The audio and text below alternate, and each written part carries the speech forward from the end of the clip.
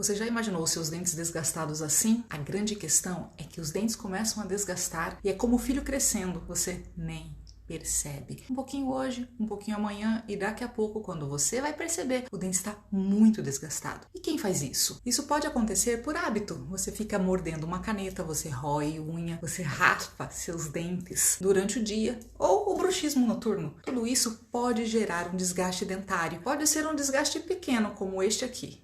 Ou então desgastes grandes, como este outro aqui.